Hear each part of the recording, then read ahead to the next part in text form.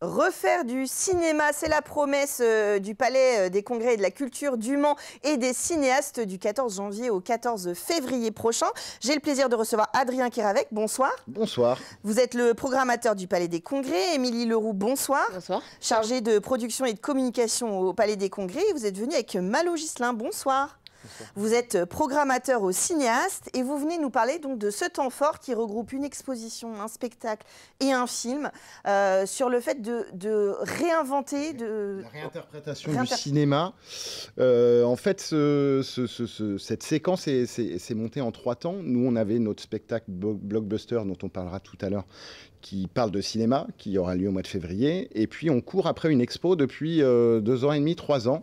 Et puis, on a eu l'occasion de concrétiser cette exposition qui avait pour thème le cinéma. Donc, on a voulu raccrocher cette exposition au spectacle. Et puis, on s'est rendu compte, en fouinant un peu, qu'il y avait eu un documentaire sur cet artiste-là.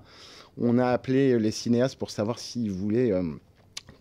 coopérer avec nous sur ce projet et on a monté un super projet tous ensemble assez rapidement mais super intéressant autour du cinéma. Alors ce projet d'exposition, c'est autour du travail de Laurent Durieux donc qui réinterprète les affiches de cinéma. Voilà, c'est ça en fait. Laurent Durieux, c'est un graphiste illustrateur belge qui réinterprète, réinvente des affiches de cinéma. Ce n'est pas des copies en sérigraphie, comme on peut le voir, c'est une réinterprétation, c'est sa vision du film.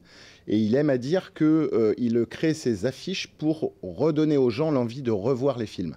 Alors c'est vrai qu'il a, dans la réinterprétation, il y a évidemment le côté esthétique, mais il y a aussi ce qui valorise, ce qui met en scène, c'est une nouvelle mise en scène, si je puis dire, par l'affiche. D'ailleurs, il est déjà maintenant connu, reconnu par les cinéastes et ceux qui sont amateurs aussi cinéphiles pour ces réinterprétations.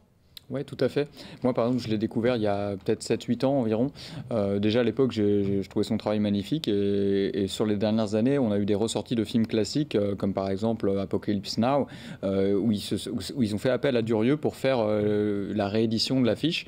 Et alors, c'est sympa quand on les reçoit au cinéma en grand. Et puis, entre-temps, moi, je ne sais pas si on le voit bien, mais du coup, j'avais acheté son livre Mirage, qui est plein d'affiches de cinéma avec cette touche graphique qui fait penser à du Edward Hopper en peinture, mais avec une touche un peu plus... faut regarder, c'est un univers graphique magnifique.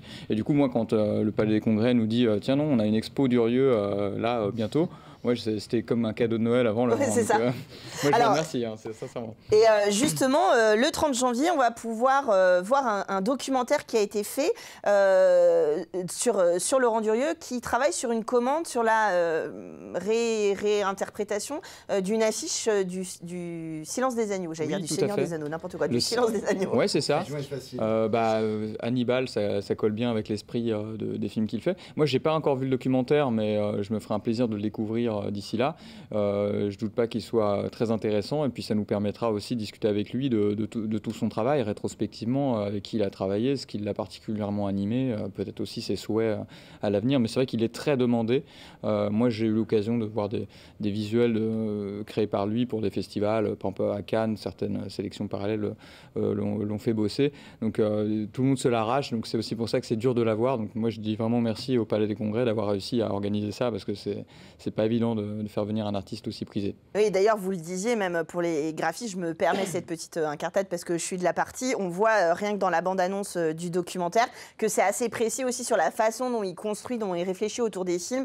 Et voilà, dans une société où tout va très très vite actuellement, ça fait du bien aussi de voir comment on prend le temps de regarder et de reconstruire à partir d'un film. Il y a plein de détails en fait qui peuvent expliquer un peu la finalité du film, etc. On aura la chance, parce que je le vois derrière en visuel, d'avoir le poster, en tout cas l'affiche du Silence des Agneaux qui sera présenté le film du making-of nous sera présenté. Donc on peut aller le voir avant ou après à la Cité des Congrès. L'avantage, c'est qu'on aura le résultat final au Palais des Congrès. Alors au Palais des Congrès, on va pouvoir découvrir donc ces affiches. Vous en aurez combien? Alors on a dû faire une sélection parce qu'en fait c'est une collection privée. C'était pas Laurent Durieux qui nous met à disposition ces affiches, c'est un collectionneur privé qui nous met à disposition ces affiches.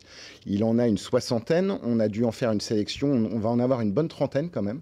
Donc il y a un sacré travail. On va mettre en perspective les affiches originales des films pour comparer son travail, pour vraiment expliquer son travail. Donc on a une trentaine d'œuvres, ce qui est quand même assez conséquent. Oui, c'est évidemment, on pense que le collectionneur, lui, il a eu pas mal de Noël, a priori. Il a été malin, en fait, il est durieux, pour faire rapide, il est adulé par les plus grands, Spielberg, Coppola, etc. Ces affiches sont mises en vente en ligne ou dans des galeries. On peut s'en procurer. Les mises en vente se font à partir de, je vais vous dire, $60. Et dès le lendemain, elles sont déjà à 450 €. Il y a vraiment un engouement autour de cet artiste. Il expose à New York, il expose en Belgique, à Londres, partout. On a la chance de... C'est vraiment un artiste. De toute façon, c'est inspirant pour tous les artistes, cette façon de construire l'image et l'affiche. Et peut-être aussi le moment de réfléchir aux affiches actuelles et de s'interroger un petit peu sur l'affiche du cinéma, qui a un univers quand même très, très particulier. J'imagine que vous, quand au cinéaste, vous avez des affiches qui sortent un peu du lot...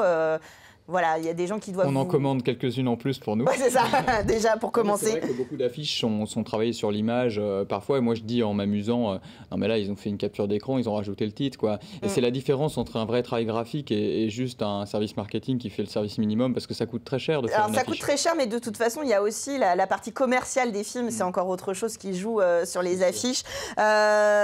Justement, pour voir le cinéma un peu différemment, le 12 février... au Palais des Congrès au Mans, on pourra voir le spectacle Blockbuster qui a fait un carton à Avignon. C'est une sorte de ciné-concert en fait. Exactement, en fait, un film a été remonté à partir de plans de Blockbuster. Il y a 1400 plans, j'ai vu de 160, c'est ça, Blockbuster. 160 films, exactement.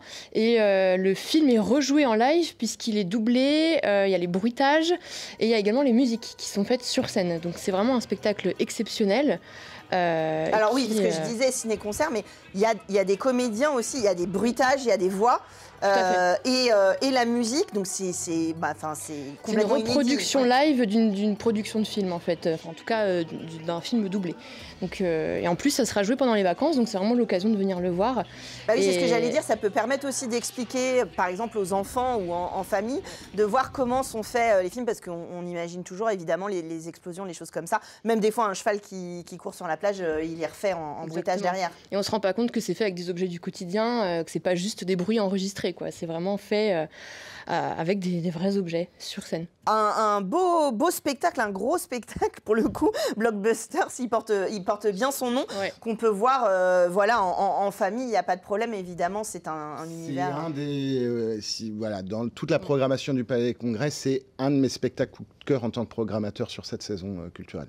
Et puis c'est important aussi de faire la lumière justement sur ceux qui font du doublage, du bruitage, etc. On en a parlé avec l'intelligence artificielle. Là, ça fait plaisir de voir j'allais dire le vrai travail. Le travail artisanal et artistique qui est fait sur certains films et qui peut être réinterprété, puisque ce sont parfois justement des artistes, des artisans ou des artistes qui font ce travail-là.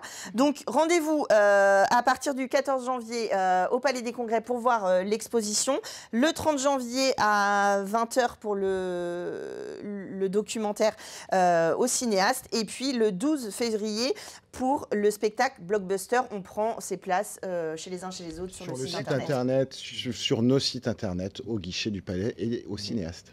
Parfait. Merci à tous les trois d'être venus nous parler de ce temps. Et puis merci de l'avoir créé, parce que je serais, vous l'avez compris, très curieuse de voir ce résultat. Et je pense que c'est une belle opportunité en effet de découvrir ce travail.